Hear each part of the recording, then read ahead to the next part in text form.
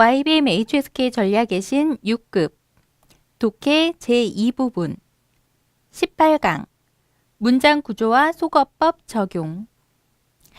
여러분 안녕하세요. YBM 전략의 신 6급의 저자 김연희입니다.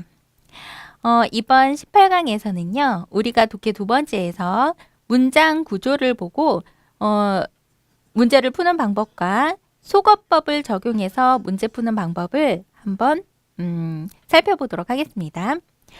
문장 구조를 보고 문제를 푸는 방법이 어떤 것이 있냐면요. 예를 들어서 앞뒤 문장이 비슷한 형식으로 대꾸를 이루는 지문 유형이 있어요. 예를 들어서 핵심 단어로 이오더, 어떤 것은 이렇고 또 어떤 것은 이렇다라든지요.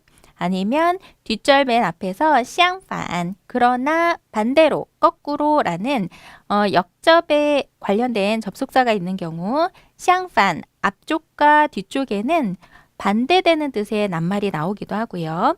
그리고 또 뒷절 맨 앞에서 are, 但是와 같은 뜻의 접속사가 나오는 경우는 또 반대말이 나오잖아요. 이렇게 문장이 비슷한 형식으로 대꾸를 이루는 지문의 유형이 나왔을 경우에 만약에 앞쪽에 밑줄이 쳐져 있으면 대꾸를 이루는 뒤쪽 문장에서 핵심 단어를 찾아서 그 단어와 비슷한 혹은 반대되는 단어를 찾으시면 되겠죠. 유사 혹은 상반된 단어를 열거하는 것처럼 일정한 패턴을 띠고 있겠죠. 그렇기 때문에 문제를 쉽게 풀 수 있는 겁니다. 문제 한번 살펴볼까요? 단어 보겠습니다. 현상, 现象. 현상이라는 단어는 명사이지만 시험에도 자주 출제되고 있거든요. 현상이라는 뜻은 어떤 것을 눈으로 보고서 알 수 있는 모습을 현상이라고 해요. 알아두시면 도움이 되겠죠. 논리, 로어지. 문제 한번 살펴보도록 할게요. 일단 비슷한 형식으로 대꾸나 병렬을 이루는 구조에 대해서 살펴보도록 하겠습니다. 중간 부분에 보시면 are, 但是, 그러나 라는 접속사가 있고요. 뒤쪽을 먼저 보겠습니다. 왜냐하면 앞쪽에 빈칸이 있기 때문에 뒤쪽을 먼저 살펴보도록 하겠습니다. 从事音乐活动, 음악 활동에 종사하는 것은 오히려 뒤의 것이다. 운용해서, 활용해서, 사용해서 뒤의 것을 활용한다, 응용한다 라는 동사 뒤쪽에 명사 목적어로 形象, 이미지적인思维, 사고와 艺术语言, 예술 언어를 활용한다 라고 했네요. 그러면 앞쪽에도 비슷한 낱말인데 반대되는 개념이 들어가야겠죠?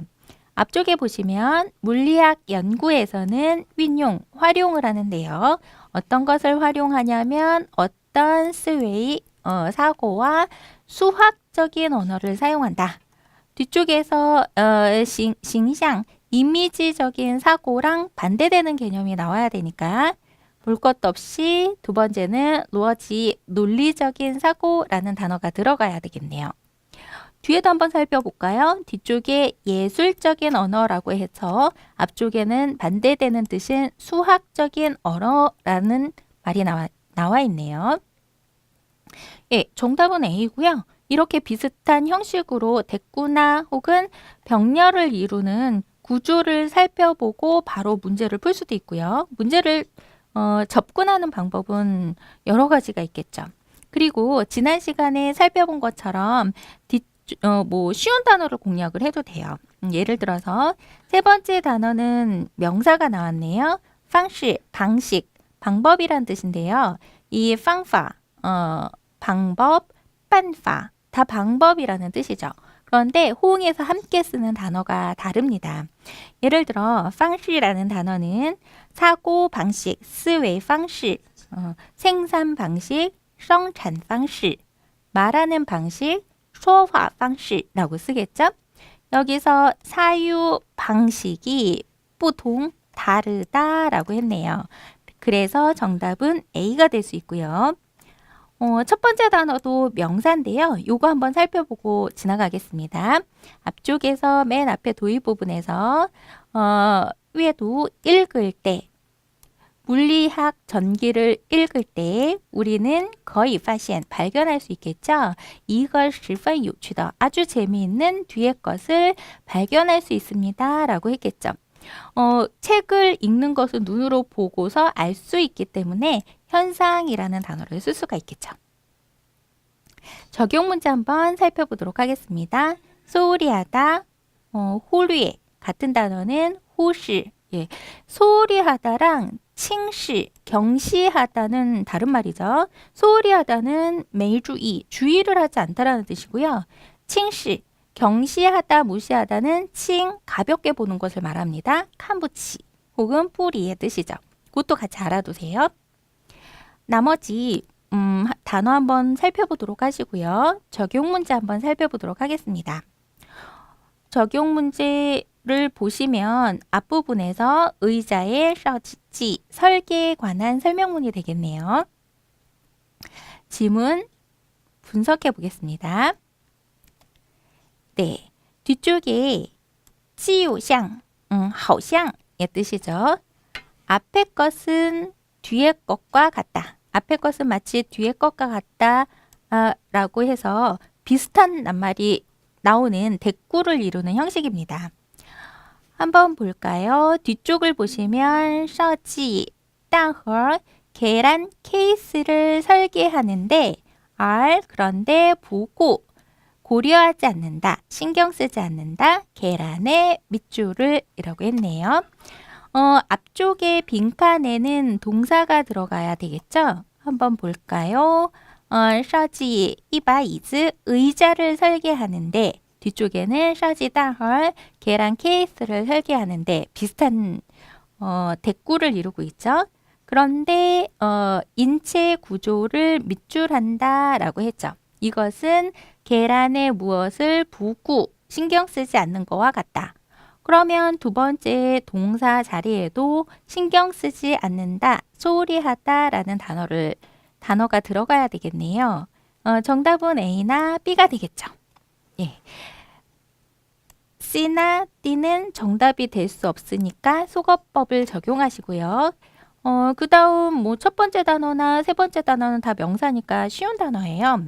첫 번째 단어 한번 볼까요? 앞쪽에 거리, 고려하다, 뒤에 것을 인체 구조의 특징을 고려하다, 본질을 고려하다. 의미상 A가 되겠네요.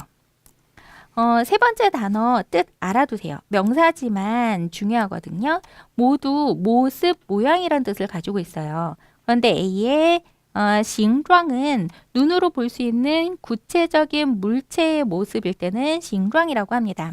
여기서 계란은 구체적인 사물이니까 계란의 모양을 고려하지 않는다, 싱状이 들어가야겠죠. 두 번째 싱타이는 형태, 관념, 싱타이처럼 관념, 형태처럼 추상적인 표현이고요.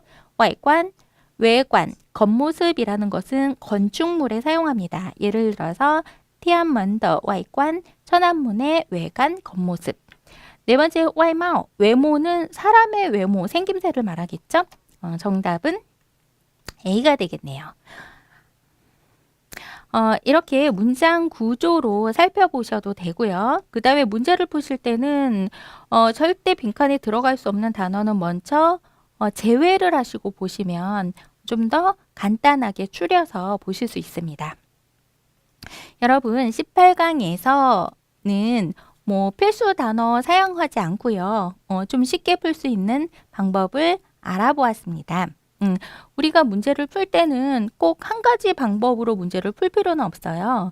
문제 푸는 방법을 다양하게 알아둘수록 실제 시험에서는 유리하게 작용하겠죠? 고급 HSK라고 해서 또 문제가 어렵게 나온다고 해서 반드시 반드시 어렵게 풀어야 되는 건 아니죠. 고급이라고 해도 쉽게 접근하는 방법이 있습니다. 반드시 알아두세요, 여러분. 수고하셨습니다.